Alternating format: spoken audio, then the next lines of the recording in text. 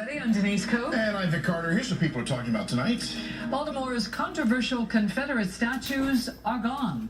Mayor Catherine Pugh making the decision to remove them overnight. Now there are just empty bases where the Confederate monuments once stood across the city. WJZ's live with complete coverage. Jonathan McCall reaction to the removal. But first, Kimberly breaks down the mayor's decision and why she decided to do it now. Kimberly? And Denise, earlier this week, the mayor said she gave City Council a heads up that the statues would Did you see us on the news? little warning, and just late last night, she gave the official order, move them out. Quickly, quietly, and in the pitch black early morning hours, Baltimore's 4 Confederate monuments came down. There's enough grandstanding, enough speeches being made. The overnight order from Mayor Catherine Pugh green-lighted private contractors to remove the controversial statues. In the dark, she watched as they were loaded onto flatbed trucks and bound outside of city limits. You got sticky stuff going on. Where they are now is a mystery. Previously, the Lee Jackson and the Wyman Dell, the tiny monument in Mount Vernon, Confederate women in Bishop Park, and the Confederate soldiers and sailors near Bolton Hill. I think any city that has Confederate statues are concerned about violence occurring in their city. Since Saturday's deadly rallies in Charlottesville, 2 out of the 4 monuments have been defaced, one graffitied and the other left dripping in red paint, sparking larger concerns of unrest. Earlier this week, City Council voted unanimously to deconstruct the monuments. Learning Wednesday, they're gone. I don't think having monuments to Confederate traitors is the way to go, so I'm glad to see those statues gone. And even from the State House, where a Confederate statue still stands, support for the sudden takedown in Baltimore. I thought that was a good way to handle it. And as far as where the monuments go next, the mayor says there's been interest from Confederate cemeteries in Maryland and at least 1 university, something that will go in front of a committee later on. Reporting live tonight, I'm Kimberly in WJZ Eyewitness News. Kimberly, thank you. Our live complete coverage continues now with Jonathan McCall, live with reaction to the move that caught many by surprise. Jonathan?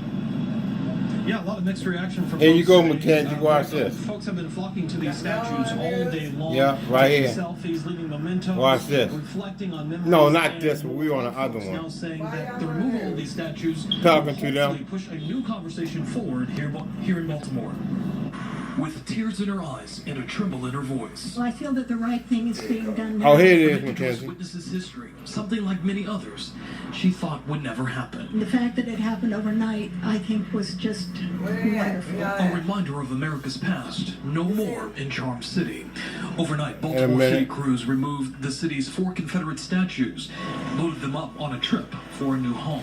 We found people today snapping selfies and even making history of their own atop of some of the pedestals.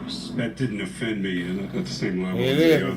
Mackenzie. At the same time, I You have to help. don't think it's a bad thing that it's gone. Some families Hey, hope Mackenzie, history look. won't repeat itself, used it as a lesson for their kids. I'm so happy that my daughter don't have to see this when she grow up like I was watching it. It's never too early to start teaching right from wrong, so they need to know right from wrong. This was a positive day. People we talked with today say that now that the statues are gone, You just they're missed hoping it. that the conversation here in Baltimore will shift to more social issues, In the including car. the education, economy, and criminal justice reform. There you go, We Mackenzie. can't forget where we came from, but we don't have to see it. I think that this breaks down some of the barriers that have kept people apart. Some though believe that removing the statues may have gone too far. We don't go in the library and tear up books and photographs just because we disagree with their view. Others now hoping the words that remain will be enough to tell the story of what once stood. That might cause kids in the future to say, well, Mom, Dad, what was here? What is this about?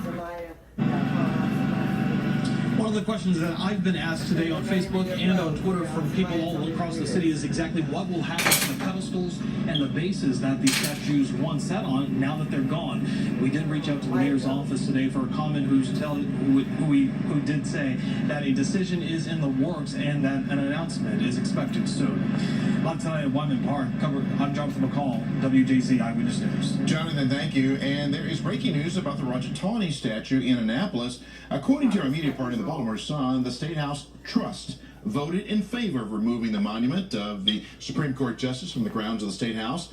WJZ has told you Tanya was the author of the Dred Scott decision, which upheld slavery and said black Americans could not become citizens. Oh. Also today, a memorial was held for the woman killed when a car ran into a crowd of people during protests in Charlottesville, Virginia over the weekend. No. She wanted to put down, hey, Yeah. and for my part, we just need to stop all this stuff and just forgive each other. That was the father of Heather Heyer. She was a Charlottesville resident and legal assistant.